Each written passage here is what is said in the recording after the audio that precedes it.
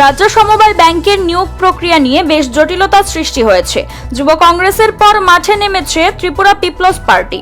সোমবার টিপিপি এর পক্ষ থেকে এক প্রতিনিধি দল ডেপুটেশন দেয় ব্যাংকের এমডি এর কাছে।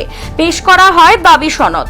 দলের তরফে কে ধীরেন্দ্র সিংহ জানান, রাজ্যের গরিব অংশের ছেলেমেয়েরা এত টাকা খরচ করে বহির্রাজ্যে গিয়ে পরীক্ষা দিতে পারবে না।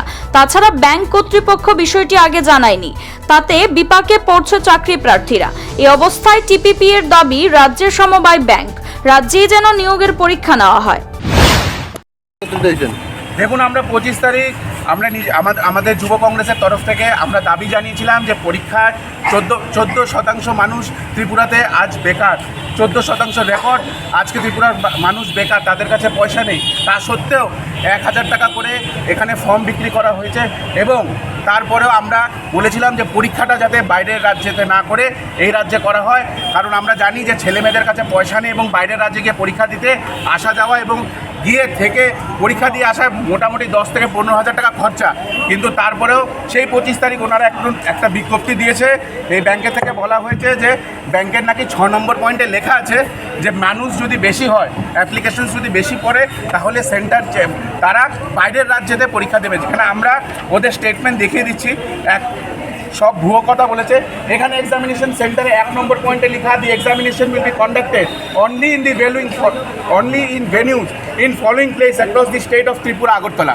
এবং ওরা যে 6 নম্বর পয়েন্টের কথা বলছে, এখানে লিখেছে, if sufficient number of candidate do not opt for the particular centre for online examination, bank reserves the right to allot any other adjacent centre those candidate or if যদি মানুষ বেশি হয় তাহলে নতুন সেন্টার দেওয়া হবে। এখানে কোথাও লেখা হয়নি যে রাজ্যের বাইরে সেন্টার দেওয়া হবে। এখানে প্রথম পয়েন্টেই বলা হয়েছে যে পরীক্ষা ত্রিপুরাতে হবে এবং আগরতলাতে হবে। আপনারা দেখুন, তা সত্ত্বেও এখানে যে বিজেপির দালালকে চেয়ারম্যান হিসাবে বসানো হয়েছে, তার নিজের ছেলে পরীক্ষা দিচ্ছে। অন্যান্য অনেক স্টাফ আছে যাদের নিজের ছেলে পরীক্ষা দিচ্ছে। এখানে আমি যদি অ্যাভারেজ ধরি, ওরা ফর্ম বিক্রি করে 19,646টা ফর্ম বিক্রি করে অ্যাভারেজ যদি 900 টাকা করে ধরি, 1,70,00,000 টাকার ওপরে ওরা খালি ফর্মে পেয়েছে। আমার প্রশ্ন হচ্ছে, কিসের স্বার্থে রাজ্যের ছেলেমেয়েদের সঙ্গে এভাবে ছিনিমিনি খেলা?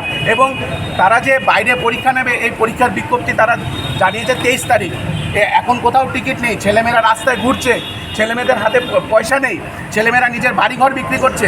আমাদের কাছে রিপোর্ট আছে, জমি বিক্রি করে পয়সা নিয়ে মানুষ পরীক্ষা দেওয়ার জন্য যাচ্ছে। আমরা অবিলম্বে আজকে এই পরীক্ষা বাতিল করতে হবে, নাহলে সেন্টার চেঞ্জ করতে হবে, না হলে আমরা আজকে এই ব্যাংকে তালা ঝুলিয়ে দেবো। CRI TV, channel for news and entertainment.